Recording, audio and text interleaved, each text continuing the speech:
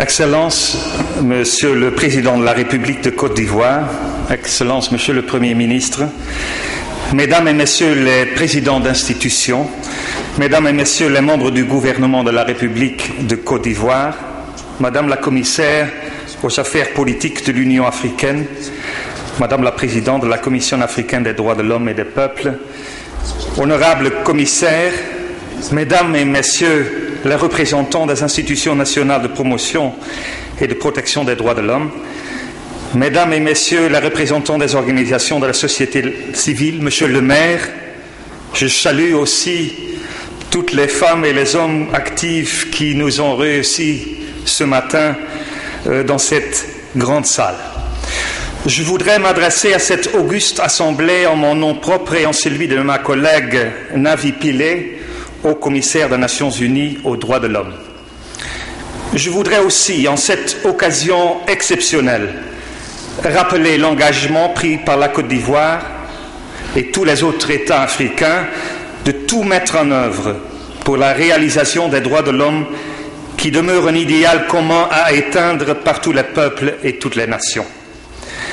À cet égard, je salue la contribution exceptionnelle de la Commission pour la protection et la promotion des droits de l'homme en Afrique et tout le monde qui assiste à cette réunion importante. En 25 ans, la Commission africaine des droits de l'homme et des peuples a contribué à promouvoir, dans un cadre institutionnalisé, le dialogue entre les différents acteurs des droits de l'homme. Elle a aussi contribué à l'amélioration des politiques et des législations dans de nombreux pays. Les plaintes qu'elle a enregistrées ont aussi contribué à l'amélioration des droits individuels et collectifs. Comme vous le savez, la relation entre le Haut Commissariat aux droits de l'homme, principale entité des Nations Unies en charge de la question, et la Commission africaine s'est fortement institutionnalisée depuis de nombreuses années. En 2002, le Haut Commissariat aux droits de l'homme a établi un bureau à Addis Abeba, en Éthiopie, pour renforcer ses liens avec l'Union africaine et ses mécanismes importants de protection des droits de l'homme. Les Nations Unies ont aussi participé à l'élaboration de la stratégie africaine des droits de l'homme. De même,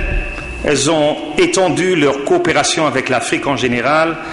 et avec les autres acteurs non étatiques tels que les organisations non gouvernementales et la société civile, ainsi que les institutions nationales de promotion et de protection des droits de l'homme.